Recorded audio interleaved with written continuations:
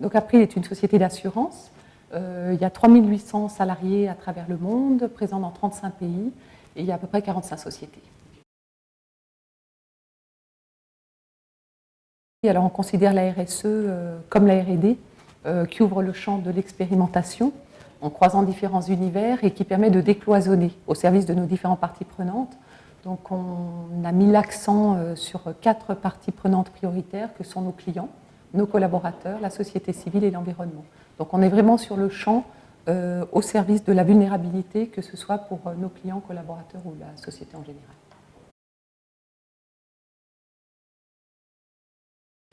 Aujourd'hui, c'est le lien de l'entreprise avec son environnement où ses collaborateurs changent. C'est probablement dû aussi à la révolution digitale.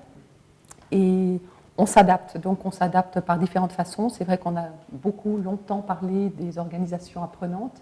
On essaye de rentrer aussi dans l'ère des organisations résilientes, c'est-à-dire de pouvoir aussi être en capacité, certes, de s'adapter, de travailler en transverse, de s'adapter à son environnement, mais aussi d'apprendre de ses erreurs et de se renouveler, de se réadapter suite aux échecs.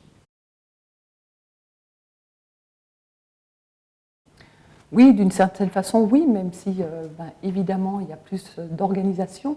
L'esprit start-up est important. Il est important pour se régénérer. Il est important aussi dans le format de travail. Je crois que le salarié aujourd'hui recherche beaucoup de choses dans le lien qu'il développe avec l'entreprise, notamment une certaine ouverture et une responsabilisation. Donc, pour pouvoir rendre chacun acteur de son parcours, acteur de ce qu'il fait au quotidien dans l'entreprise, c'est très important aussi que l'organisation permette et autorise ce champ d'investigation et cette autonomie de chaque collaborateur. La RSE par rapport à l'innovation ou le marketing traditionnel croise des univers. Donc le fait de décloisonner et de croiser des univers, ça permet de faire émerger des innovations là où on ne l'attend pas. Donc c'est un petit peu ce qui s'est passé par exemple vis-à-vis de nos salariés. On a voulu s'intéresser au coût dur de la vie en disant finalement il y a beaucoup de services à la personne aujourd'hui qui sont proposés dans le cadre de l'entreprise et on a voulu s'intéresser nous plutôt à ce moment de fragilité qui est le coût dur. Donc le coût dur, ça peut être un problème de santé, un problème familial, de divorce, de surendettement ou d'être en situation d'aidant familial. L'entreprise a un rôle à jouer là-dessus.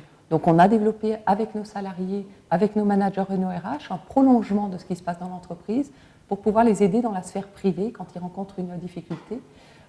Ça, typiquement, c'est une innovation. On l'a fait pour nos salariés, maintenant d'autres entreprises nous le demandent pour matérialiser leur politique RSE ou QVT, qualité de vie au travail. Alors la RSE, je pense, fait partie de l'évolution naturelle de l'entreprise parce qu'elle ouvre le champ du questionnement. Pour notre part, on essaye de s'intéresser et de rentrer par l'angle de la vulnérabilité. Et quand on s'interroge sur la vulnérabilité, que ce soit de nos salariés, de nos clients par exemple, ça re-questionne l'ensemble des processus de l'entreprise et ça se permet de s'améliorer.